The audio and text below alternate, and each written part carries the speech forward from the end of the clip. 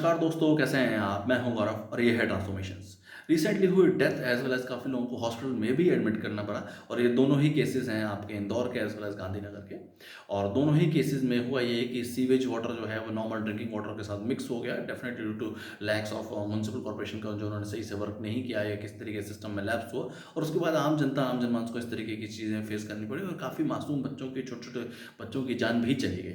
Overall अगर आप देखेंगे तो इंदौर हमारे देश का जो है सबसे क्लीनेस्ट सिटी है और इस तरीके की जो रिपोर्ट्स हैं, इस तरीके की जो ऑन ग्राउंड सिचुएशन है, वो इस सच्चाई को भी उजागर करती है।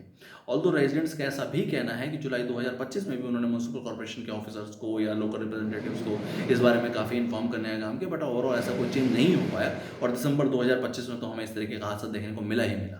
अब ये तो देखो ये हुआ हादसा, उसके बाद हमारे जो रिप्रेजेंटेटिव्स हैं, हमारा जो एमएलए है, मेंबर ऑफ लेटेस्ट असेंबली, जो कि बीजेपी से बिलोंग करते हैं, काफ़ी एक तरीके से एक्सपीरियंस एमएलए भी हैं, उनका किस तरीके का रवैया रहा कि उनको ये फोकट के सवाल लगे, लोगों की जान चली गई, उनको ये सवाल फोकट का लग रहा है। और उन्होंने किस तरीके के और शब्द भी इस्तेमाल किए, आपने वीडियोज में, ऑडियो में, सब जगह सुना ही होगा, देखा भी होगा। अब ये समय है कि हमें सोचना है, समझना है कि जो हम 5 साल के लिए भले ही विधायक या सांसद चुनते हैं, वो सिर्फ और सिर्फ हमें ऐसे ही नहीं चुनना है, चुन लेना है कि किसी पर्टिकुलर पॉलिटिकल पार्टी की हवा है या किसी की लहर है तो इसको चुन लेते हैं, या इस बार हरा के दूसरे को चुन लेते हैं और इस बार हरा के फिर दोबारा पहले को चुन लेते हैं। ये समय है कि हमें जो एक वोट का अधिकार मिला है, जो हमें मत का अधिकार मिला है, ये हम प्रॉपर तरीके से निभाएं और ओवरऑल जो सही कैंडिडेट है, जो रिस्पॉन्सिबल कैंडिडेट है, जो आम जनता की प्रॉब्लम्स को समझ सके, उनका सोल्यूशन कर सके, उसको चुनें। और ट्रांसफॉर्मेशन जैसा प्लेटफॉर्म बनाने का मकसद भी सिर्फ और सिर्फ यही है कि जो आम जनता, आम जन उसके बीच में से जो एक रिस्पॉन्सिबल कैंडिडेट है, जो रिस्पॉन्सिबल युवा है या ओवरऑल सिटीजन है, उसको ये अपॉर्चुनिटी दी जाए। डेफिनेटली उसकी एक तरीके से एबिलिटी के ऊपर, उसकी कैपेबिलिटी के ऊपर, जिसके पास कोई विजन हो, कोई पर्सपेक्टिव हो, कोई मिशन हो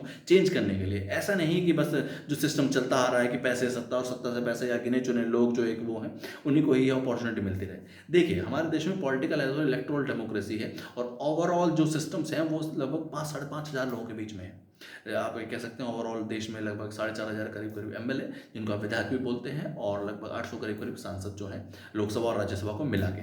ओवरऑल सारा का सारा सिस्टम इन्हीं के हाथ में है और यही बेहतरी कर सकते हैं, यही चेंज कर सकते हैं। तो जब तक ये 5-5.5 हज़ार जो लोग हैं, ये उस रिस्पॉन्सिबिलिटी के नहीं होंगे, उस कैपेबिलिटी के नहीं होंगे, उस इंटेलेक्ट के नहीं होंगे जो बेहतरी कर सके, ओवरऑल चेंज नहीं आ पाएगा। और ट्रांसफॉर्मेशन जैसा प्लेटफॉर्म देश के हर युवा को एक इक्वल अपॉर्चुनिटी देता है, जिसके पास विजन है, पर्सपेक्टिव है, विचारधारा है, वो इस सिस्टम का हिस्सा बन सके, अपने विचारधारा इस प्लेटफॉर्म फ्री ऑफ कॉस्ट आम जनता तक पहुंचा सके और एक बड़ा चेंज ला सके। जय हिंद, जय भारत।